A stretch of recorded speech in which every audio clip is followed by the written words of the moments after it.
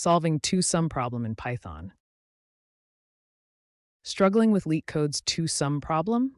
Don't worry. In this video, we're breaking down the Python solution step by step using clear examples and thorough explanations, helping you easily understand and master this common coding puzzle. Before diving into the code, it's vital we fully understand the two-sum problem clearly. We're given an array of numbers and a specific target sum.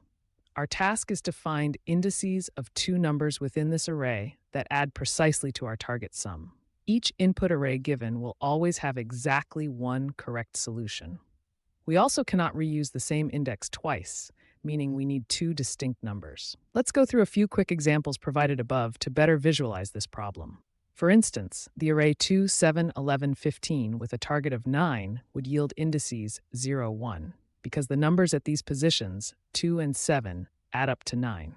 Similarly, the input 3, 2, 4 has a target of 6 and returns 1, 2, since positions 1 and 2 contain numbers 2 and 4, summing exactly to 6. Lastly, the array 3, 3 was given, which straightforwardly adds to a target of 6, returning indices 0, 1. Now let's move into writing our Python function for solving two-sum.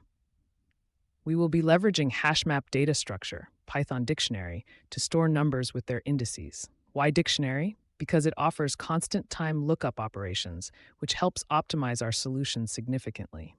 We begin by initializing an empty dictionary called num2index that will match numbers to their indices in the given list nums.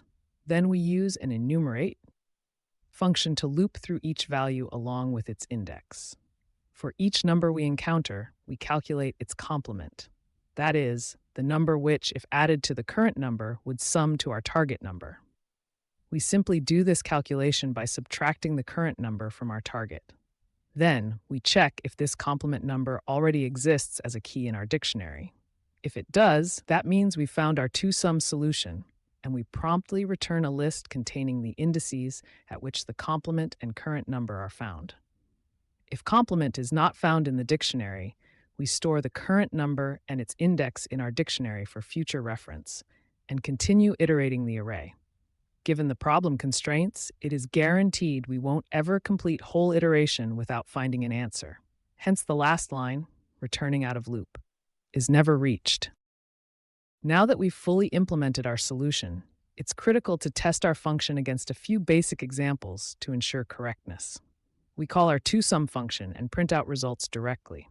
First, we test using array 2, 7, 11, 15 and a target value 9. We indeed get the expected result, which is 0, 1. Secondly, input 3, 2, 4 along with a target of 6 return indices 1, 2, exactly as expected.